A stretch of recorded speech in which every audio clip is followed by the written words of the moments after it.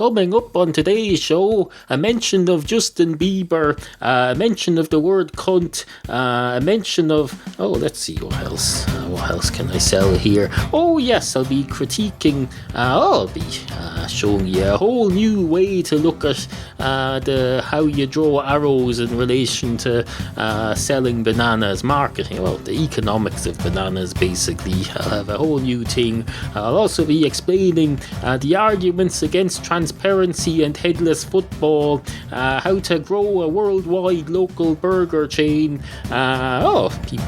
people called Ron, all this and more on today's Into Your Head. That's how you start a show in the real world. Let's see if this makes a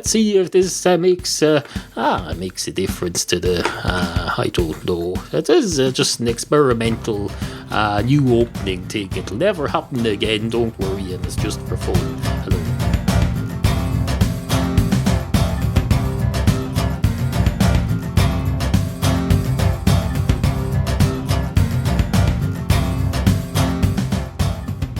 You join me at a tremendously exciting moment. It's Into Your Head, number 620 for Monday. We've a lot to get on with today. Items that need to be attended to, issues that need to be addressed, topics. Topics. We've got lots and lots of topics.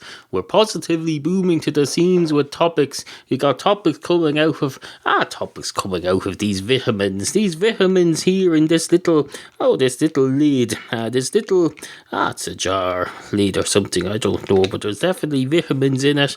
I can see, not only can I see the vitamins, I can see through the vitamins. I can wave my hand behind this fish oil capsule and see that my hand is moving behind it, so it's completely transparent. Completely. I can see obviously if I can see that the tablet is there, then it's not completely transparent, but it is transparent. If something is completely transparent, then you can't find it. It's fucking invisible. Transparent. Proper 100% transparency is not something to strive for in this world, because if something is 100% transparent, that means you can't see it. You've no idea it's there. That's how the likes of Hitler got into power. People said, this new fella, this new prime minister or wherever he is, he's being completely transparent. He's 100% transparent, so we can't even see him. And then next thing you know, he's running around killing Jews and doing all sorts of other stuff and making lectures and going, Ich bin ein Hitler, look at me, I've got a moustache, and you can't even see it yet. You won't see it until around 50 years from now, to when they start broadcasting endless television programs about me. They'll have, because I show up on film and cameras and things. I'm not transparent, because they haven't got transparency things on television. But another 50 years now, and they'll invent transparent TV. It'll be the next thing after 3D HD, and then they'll start showing history programs, and Hitler will be mysteriously absent from them. He'll have become transparent again, and then we'll think, how did that fucking war ever get going? Well, who was at the centre of it? It's not obvious from the historical records, and it'll all start over again, you mark my words. Anyway, hello, and welcome to the show. Oh, wait a minute, it's going into you. It looks like it's going into your head. Tricycles, that's what they called them. Tricycles, not to be confused with tri-state areas. That's a completely different thing, but I'm reminded, because I spent half my life watching Hollywood movies and American drama TV shows, and whenever there's a fictional incident being reported, they always say, such a thing has happened, and is happening throughout the tri-state area, and it's the Wordle addressal equivalent of using a phone number that's all fives in a fictional drama. They'll say, throughout the tri-state area, and you'll be watching it, and you'll say, I live in a tri-state area. There's a state here where I am. I'm within a state, and there's a state up here, and there's another state over there to the left, and there's another state over there, which makes 4. But I live within 3 states. You're always, no matter how, as long as there's at least 3 states within your region, you're in a tri-state area, fine, go to the people, they should start mixing it up and say, oh, look, I'm in a 52 state area. They'll say throughout the 52 state area, or they could just say throughout the world, and start there's a world beyond America, you know, Americans. You should get that into your heads. You should say throughout the whatever it is, 152 state world. There's an incident happening throughout the 100 and how many countries are in the world? Hold on a minute. Countries. This requires a Google search because I can't remember how many. Apparently I'm not the first person ever to Google this. How many... bollocks. I did a typo and how many calories in a banana came up, so let's have a look at this. Partly it depends on the size of the banana. Find the health of a banana. Calories in banana. There's calories in a fucking banana. That's all you need to know. If you cram a banana down your throat, like anything else, there's going to be calories to be paid for that. Everything has its price. I'm going to tell you, for a banana, even if you steal a banana, if you manage to steal a banana without being spotted on camera, and you manage to cram it down your throat before you get out of that corner of the store, you're going to have to pay for that with calories. Everything else, you'd cram it down your throat. Next thing you know, it's going straight to your belly. That's where it goes. These calories, there's nothing. Oh, they're like the frigging Nazis of the 21st century. You can't go. I was on the news this morning. The New Yorkers are not going to be allowed to have big cups of fizzy things unless they're low in calories. They said we're going to put a stop to this big cups of fizzy things with your burger. You can have your burger and you can have your fries and you can have your cheese, but if you want a big cup of fizzy stuff, then you're damn well going to have to go up to the counter twice and buy 2 separate small ones, I presume. I don't know how it's going to work. All I know is I'm not going to fucking New York again if that's going to be the system. It was bad enough when you had 9/11, now you're attacking our towers of fizzy drinks. So first you attacked our towers of people. Now you attack our towers of fizzy drinks. Next thing you know, they'll be banning. What will they ban next? They'll probably ban this. They'll ban this show because I've been swearing more. I've noticed that today. I was just commenting about it on Twitter. I've been using the word cunt a lot more recently. It wasn't intentional. Oh no, just I feel more free to use the word cunt lately for some reason. I don't know. I don't particularly like the word. I was tempted earlier when I used the word country in an entirely different context to point out that on some podcasts people would take the opportunity to giggle at that and say, oh, he said country. Is that a tree on which you grow? No, there's such a thing as going too far down that path. You go down the path and then you find that the path, it doesn't just stop at some frigging bench where you can sit down and have your lunch. No, the path disappears down into a forest, and next thing you know, there's gorillas and apes and all sorts of giant foxes and things. You get tripped up by a snake or poisoned or worse, or there'll be murderers there. No, a path down which you've never been before should be taken with extreme caution.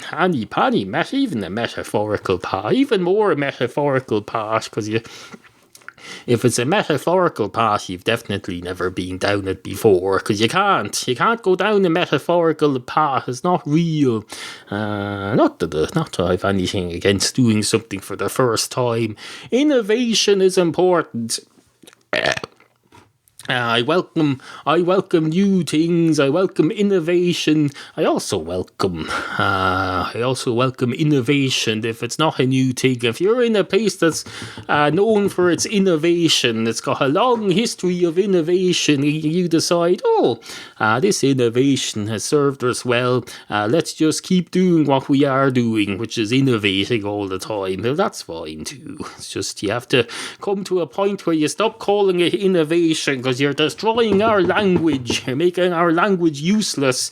You might as well be saying, look, let's go and expand into the tri-state region. And people will tell you'll be in a boardroom one day and you'll say, we need to expand and innovate. How will we do that? And some young fella in a suit trying to make a name for himself will say, I think we should expand into the tri-state area. And someone else will say, where the fuck is that?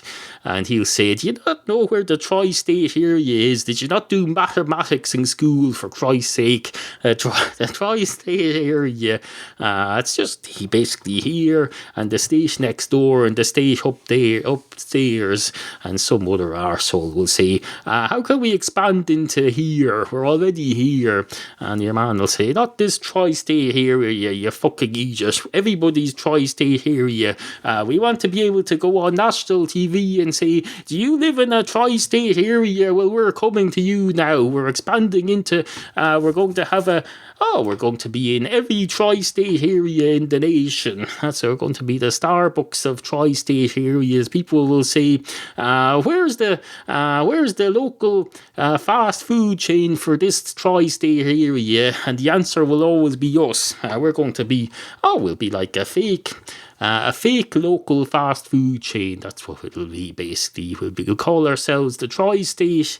We'll call ourselves Tri-State Burgers, and everyone will think, I like to support local business, so I'll go to the local Tri-State Burgers. It's just that we'll be in every frigging state in the world.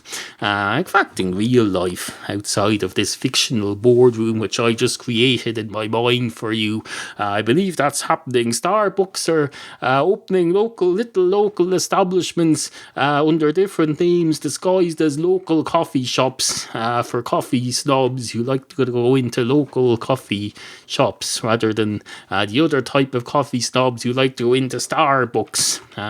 So you may think I'm being silly, but I'm not. Anyway, where was I? On with the show. Your new word for today is crean squawk. Crean squawk. Assign it a meaning and use it through your day-to-day conversation as you go about your day in your big fancy jobs and your big fancy offices and your big fancy look at me, I leave the house and go off and do stuff. Well, we can't all leave the house and go out and do stuff, because if we all did that, there'd be nobody here to make the podcasts for you people to listen to. So just keep that in mind as you go about your day, and at least you know yourself. This is just an extra thing I'm going to put in here just to divide up the segments. It doesn't really mean anything. I'm not really attacking you for going out about your day. That would be completely unreasonable. I'm not frigging... If there's one thing that I'm not, it's unreasonable towards the people who listen to my show. Not at all.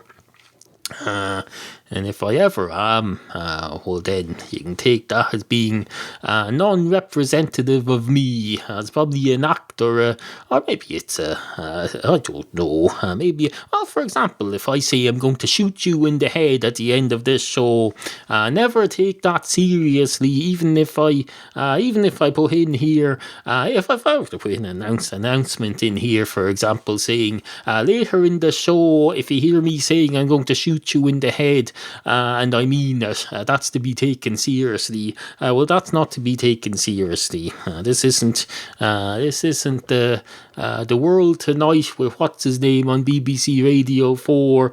This isn't, what else is it? Well, there's lots of things that it's not. There's a lot of things that this is not, although we're aiming to be more of them than before. But we're still not. We're not going to be everything, but we're going to be more of the things that we're not than ever before. That's all you can aim to be. That's all you can hope to be in this world. To be more of the things that you're not, but not too many of the things that you're not. I think it's probably some mathematic. There's probably some psychotic or psychologist out there who's figured out that the ideal solution to happiness would be to be between 0.03 and 0.05% of the things that you're not in this world. Once you get to 0.05, then you're happy, which seems reasonable to me. Anyway, on with the show. Did I ever finish my point about bananas and how if you steal them, you're still paying for that in calories? I probably didn't. Well, I forgot to mention that the calories, there's more than one way of paying for things, you know, and sometimes the payment, although you're paying for it being something coming into your possession, and in this case it's the calories, you're not handing over any money or any compensation in return for the thing, but the thing is coming to you, so you think you're gaining because you're gaining these calories, but in actual fact you're paying by gaining calories. That's the thing about payments. That's very novel. That's a very novel and original idea, I must say. Paying for things it can go that way or the other. This explains a lot to me. I used to try and learn economics back in college. And the lecturer would explain everything with arrows. She'd put arrows on the board. She'd go with consumer demand arrow going that way, and the supply arrow going that way. She never pointed out that there should be an arrow going both ways for payment, because payment can go that way out of the consumer or that way into the consumer, as in the calories. The arrow for the calorie would be going left, whereas the money, if you'd bought the banana, would be going the other way. And those two would balance each other out. I can tell you, having studied Keynesian economics for at least 3 years at either second or third level education, I can tell you I never came across a bi-directional arrow coming out of a consumer for payment. So explain that to me, and can I have my degree now, please? Even though I dropped out, because in fairness, if I can figure that much out, then I deserve to. I want my frigging accountancy and finance degree back, please. It wasn't taken from me. I dropped out before I completed it, but only because I couldn't understand a fucking word of this crap. It was boring as hell as well. Accountancy is boring as hell. I don't know if you realise this. You get your frigging you draw a T and you put your debit on the debit side and your credit on the credit side, but then you draw another T in another place, so you have your credit on the credit side and your debit on the debit side, and everything has to correspond. It's like playing a frigging game of what, wherever sport would correspond to that. I don't know. I've just watched the whole Summer Olympic Games and the Paralympic Games. Like, I can't think of any sport that corresponds to frigging accountancy, double entry bookkeeping. How did you think about it? Like, I can tell you, if the Olympians, after thousands of years, haven't come up with any sort of a game based on that, that's proof. As if proof were needed that double entry bookkeeping is uninteresting and not something you can make a sport, because they can make a sport out of anything now. They have fellas going round on mountain bikes in London.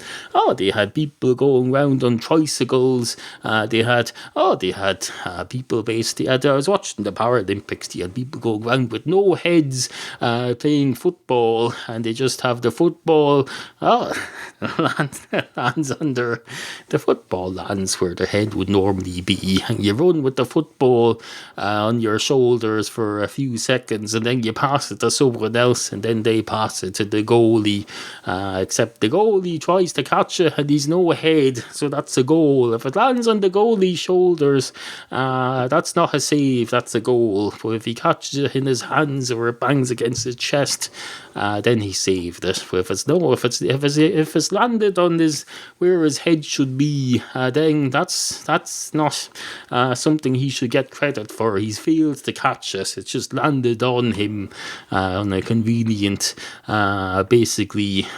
globe. Basically the equivalent of a stand that you'd put a bowl on, a globe on. So that would be considered a goal, because he's failed to stop it.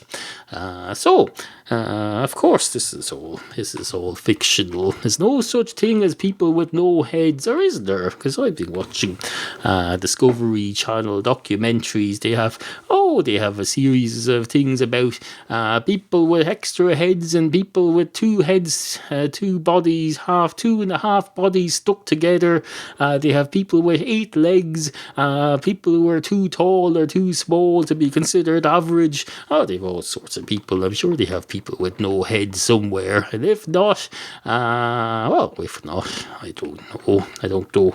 If not, this world is a less boring place. Bollocks. I suppose there's nothing boring about heads, technically. If everybody has a head, I suppose. I can't claim that that's... It's certainly not as boring as accountancy, I can tell you that much.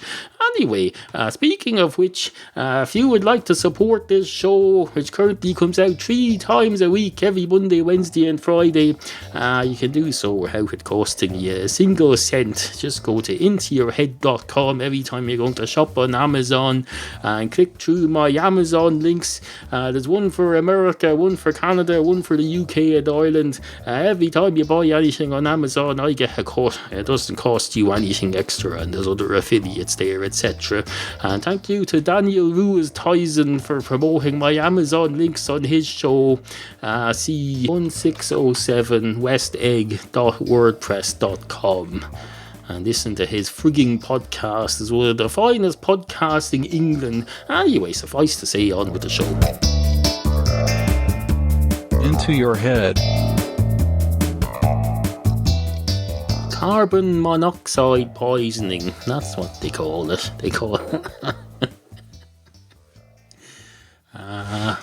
Now, you're probably wondering where I'm going with this. No idea. It doesn't work like that, I'm afraid. Doesn't work like that. I just thought I'd try something other than monkey nuts for a change. Didn't work, so it's back to the old reliable monkey nuts. That's what they call them. They call them big steaming dolloping piles of monkey nuts, and if it weren't for carbon dioxide, I can tell you there'd be no monkey nuts on this planet, because these trees on which the monkey nuts grow, they depend on carbon dioxide. Now I presume carbon monoxide poisoning is in some way related to that, because you've got, it stands to reason, you have carbon dioxide and then you have carbon monoxide. Carbon dioxide is basically the stereo version of carbon monoxide. I presume back before all these trees started growing and before we had carbon dioxide available to us, and the world was a barren place with dinosaurs roaming the streets. I presume we just had carbon monoxide then, and maybe O1 oxygen rather than the O2 type we have today. Oh, wait a minute. CO2. I might have that mixed up. I'm not a frigging chemist. I'm not a pharmacist. If I was a pharmacist, I can tell you I wouldn't be sitting in here of a Friday afternoon stroke morning trying to make a podcast for you. No, I'd be out selling drugs. I'd be out manufacturing drugs, not illegal ones. I'd get my pharmacist's license, and I'd have a mobile pharmacy. I'd go out just like the ice cream van goes around here every freaking hour. If you don't mind, I'm going to come in there in the interests of quality control. I think I discussed quality control at some point, either during this segment or at some point during this episode, possibly at some point point during the piece that I'm about to eliminate now. Ironically, in the interest of quality control, as Alanis Morissette would say, fair play to her. Alanis Morissette, I can tell you, she knew how to put out a song. She'd say, "Isn't it ironic, don't you think?" And everyone would come along and say, "No, it's not ironic, you bitch. You're useless." Now, here's another 8 million euros. You go off and enjoy your money, and we'll laugh at you and mock you while we sit here on our arses. Ironically pointing out the stupidity of your massive hit. Yes, I said massive hit. That's what I said. Massive hit.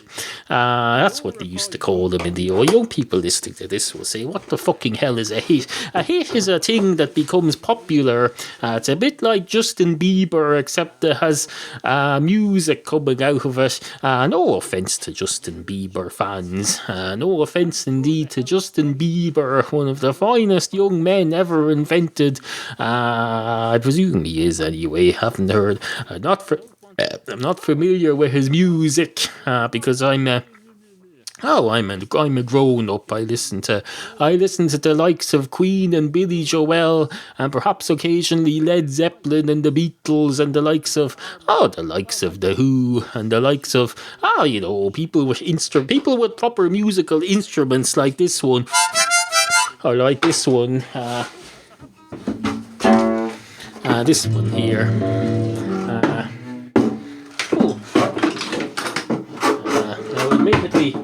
Admittedly, that one's a bit bollocks. That one's not in great repair, but I'm not a musician. I'm someone who can appreciate a musician. I can only sit here and fantasize that when I do this, it sounds slightly remotely like Billy Joel's Piano Man harmonica solo to someone with a mental impairment who can't tell the difference. And that's the best I can hope for. And to be perfectly honest, if you listen back to Alanis Morissette and you think, "Oh, isn't that ironic?" Then you might as well go downstairs to my bookcase and take out the Collier's Encyclopedia 2-volume dictionary and take the 8,000 page biography, or what do you call it? Not biography, the index as well. The index of in fact, take the whole 26-volume encyclopedia. I'm going to give them away soon and clear up some shelf space downstairs and move into the 1990s and not have paper encyclopedias anymore. But anyway, you might as well go down and eat all of the words in those encyclopedias if you're going to go around spewing out crap. I don't really know what my point is about this. Suffice to say, ironic.